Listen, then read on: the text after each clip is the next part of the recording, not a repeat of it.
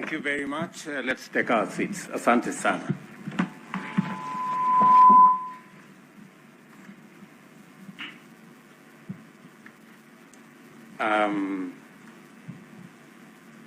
Your Excellency,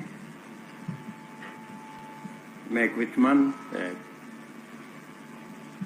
Ambassador of the United States of America to our country, Google Country Director, Cabinet Secretaries, Ambassadors, distinguished guests, ladies and gentlemen, good evening.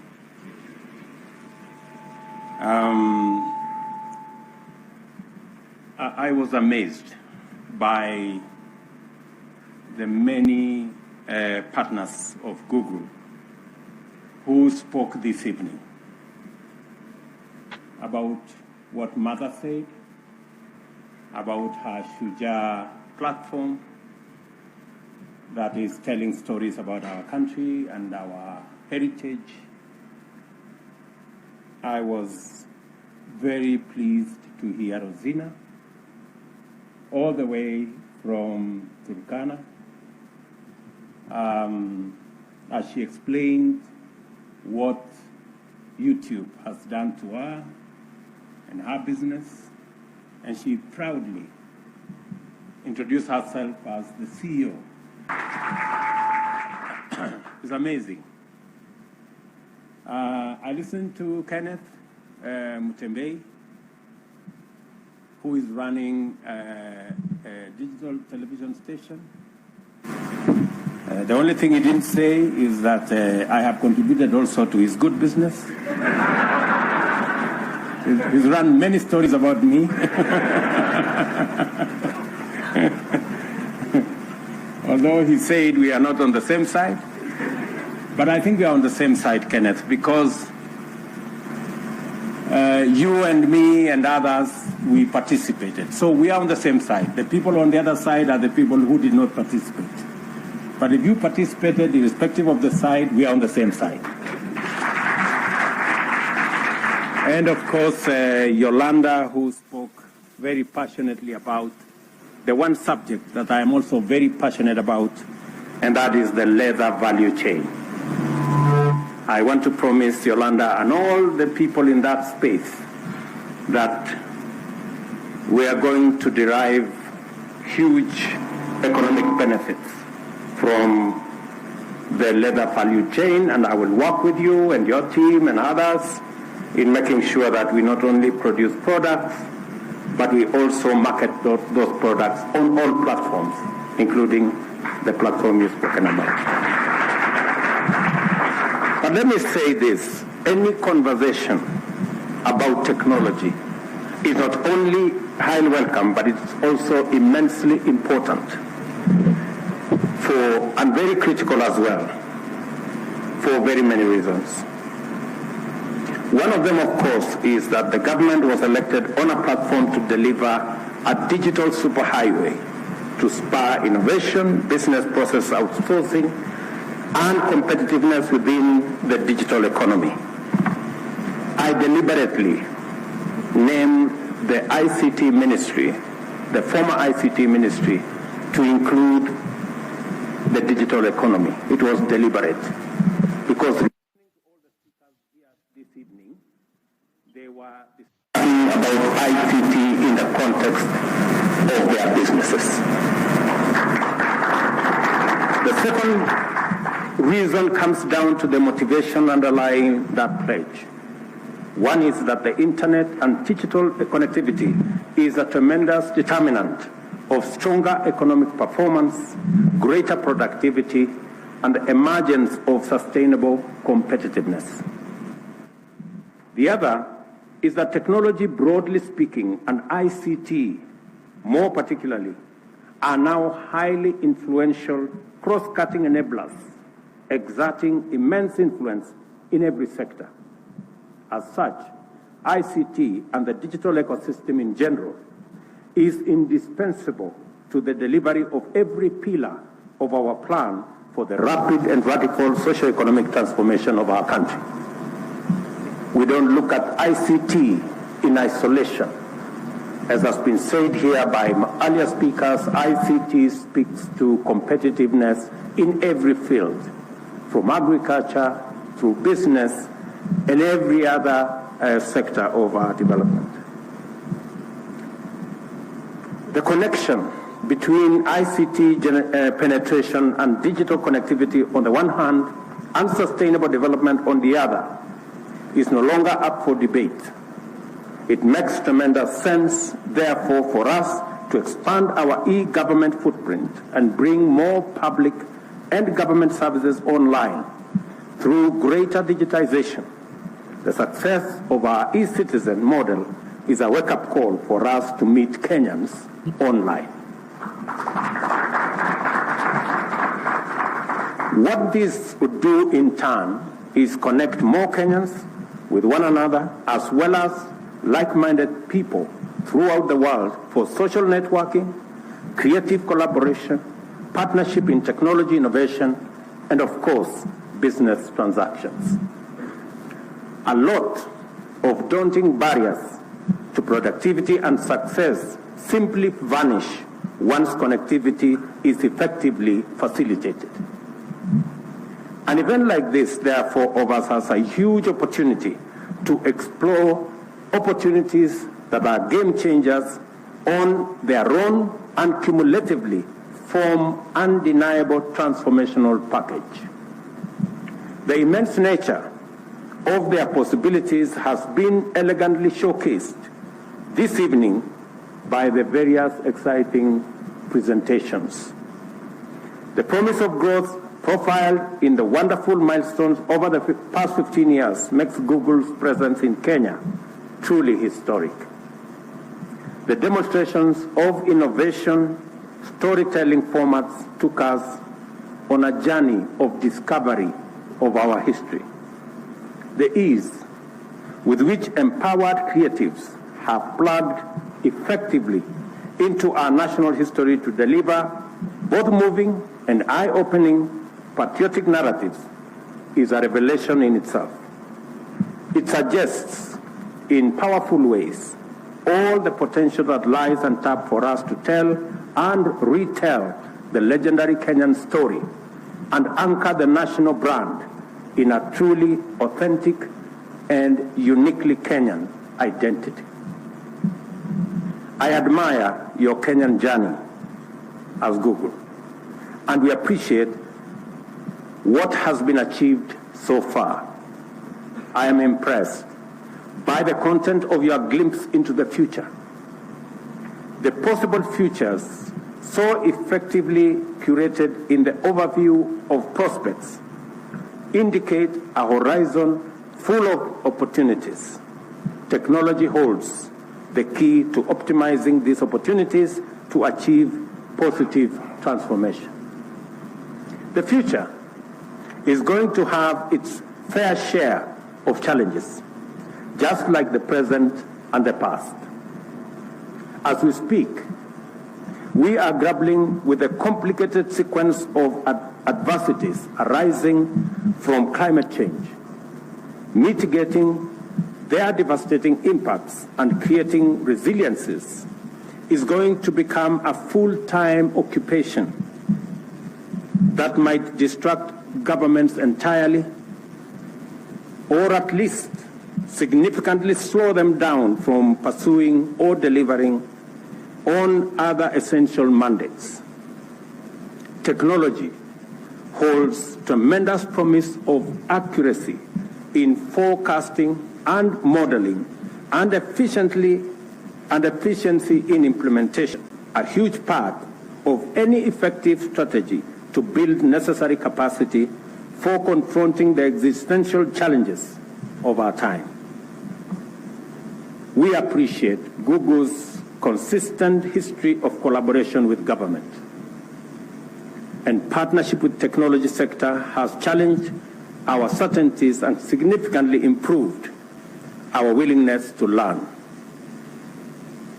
It has strengthened the government's faith in technology and technological solutions, turning the Kenyan public sector into a champion of innovation, early adopter of ICT, in service delivery and a pioneer of bringing government services to the citizens.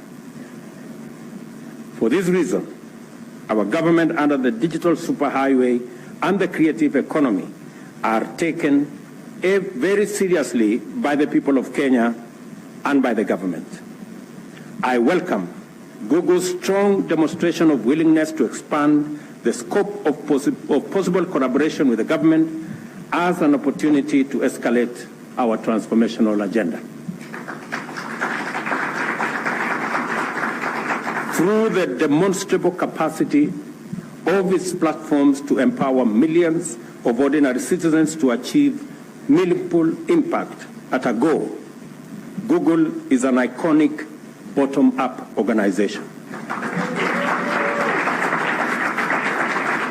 Its ability to transform very ordinary people, like the ones who spoke to us this evening, into impactful figures and wealth creators makes a compelling argument for the model, and it vindicates the agenda of investing in ordinary people to be both radically visionary yet highly feasible.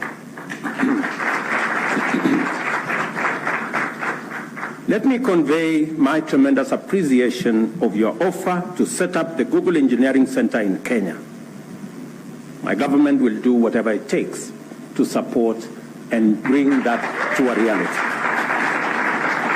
Our ambition to become Africa's ICT hub, a Silicon Savannah pulsating with innovative energy, remains a valid dream. The Concert Technopolis has been part of this vision for a while, and our success in sustaining Kenya's position as a leader in fintech as well as general ICT innovation demonstrates our capacity to use this opportunity to achieve global leadership. Our aspiration to uplift millions of livelihoods through the technology and innovation now has new impetus with what I see.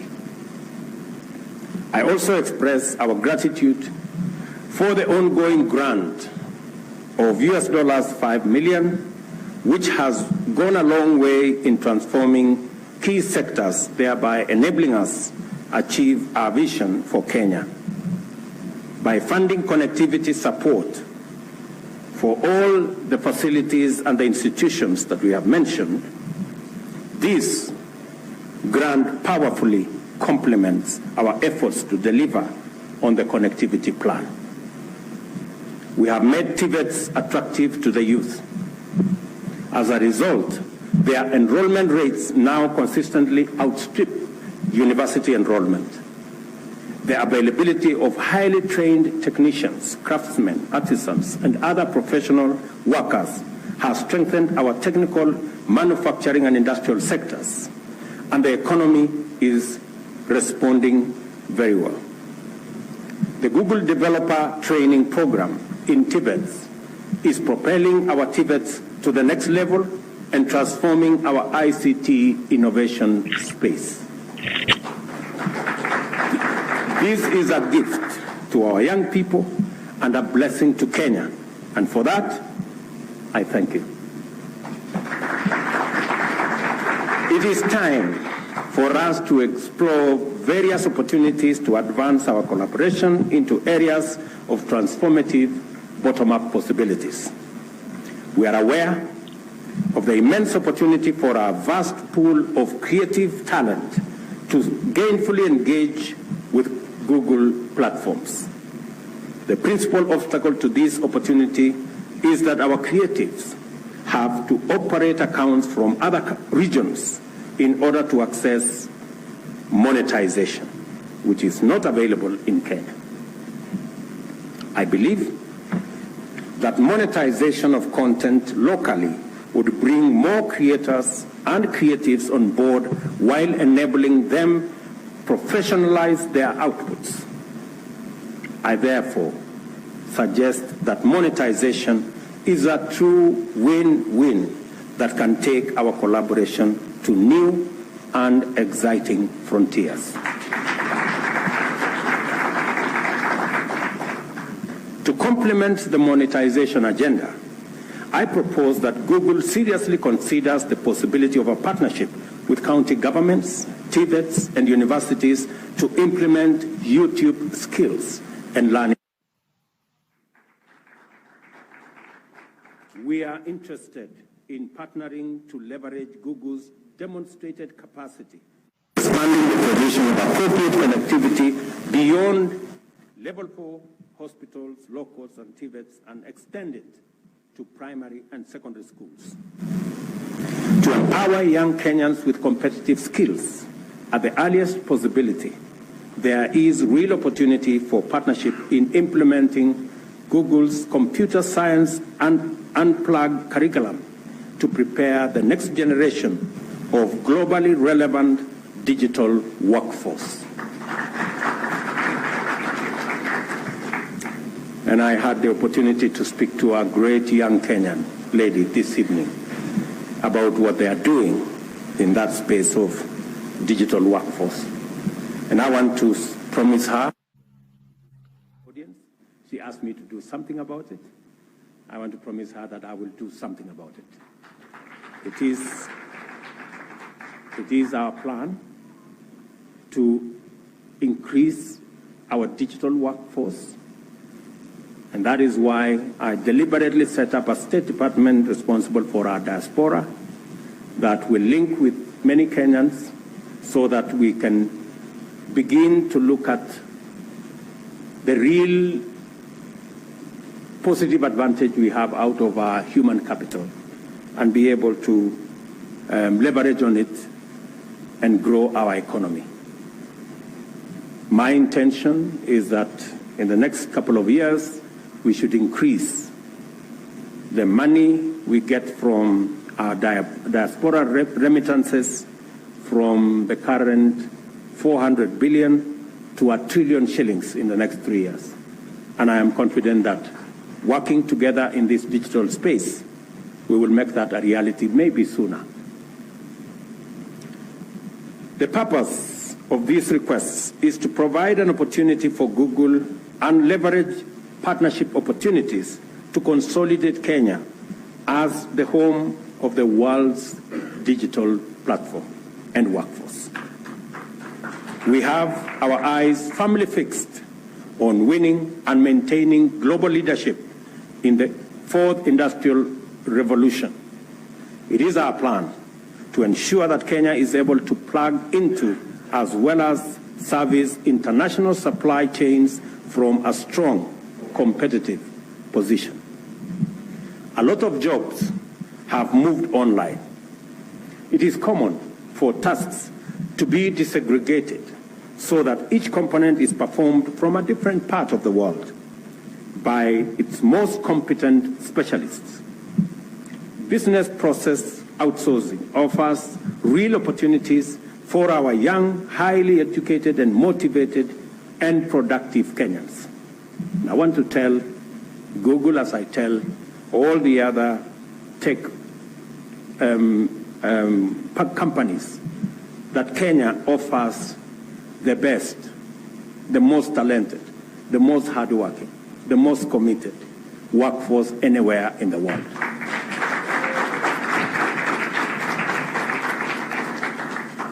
Kenya must raise its competitiveness and claim its share of this job creator and income generator in order to raise the contribution of our digital workforce to the economy. We make these requests before bearing this aspiration in mind. I must revisit my earlier remarks on the bottom-up model. The opportunities that Google's platform offers for connection, collaboration, aggregation, and facilitation of secure payments presents an immeasurable opportunity to migrate the hustler nation online to work and trade. Our tremendous informal sector, whose MSMEs employ 85% of non-farm labor, as well as our agricultural sector, which contributes half of our GDP and provides incomes for 2/3 of Kenyan households can become a force to reckon with if it organizes itself in the digital economy. It is time for Juakali artisans, kiosk owners, and farmers to come online and directly engage a broader global market or connect more efficiently with local demand by eliminating information asymmetry. I see space for Google to complement government efforts by deploying its platforms to facilitate this unprecedented transformation. There is immense promise in such partnership, and I invite you to give it your kind and serious consideration.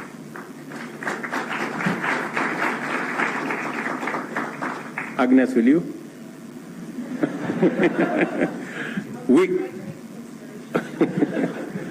We remain steadfast in our commitment to set up an open university in order to promote inclusive, transformational, and relevant education that responds to the demands of a dynamic economy on an exponential path.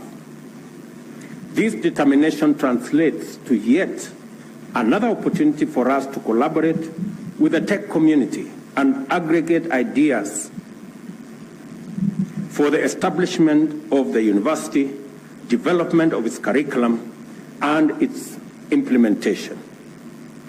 Google possesses relevant platforms and other infrastructure to help us make this a reality. I think I've pushed you hard enough. I therefore urge you to consider this moment and its opportunities as we reflect on the possibilities of transformational partnership, collaboration, and empowerment against the backdrop of 15 years of Google's historic presence, growth, impact, and achievement in the Republic of Kenya. Again, on my own behalf and on behalf of the government of Kenya, I commit that we are going to work together on this journey to build a better partnership and a better collaboration mechanism that will not only provide Google with an opportunity to grow in Kenya as we expand our footprint on fiber, and I agree with you entirely that making smartphones available is one of the key factors and components of our plan, working with companies like yourself, Safaricom and others, so that we can transit, as I have committed, that we are going to transit at least 80 to 90% of all government platforms onto the digital space to make them easier to deliver. So with those many remarks,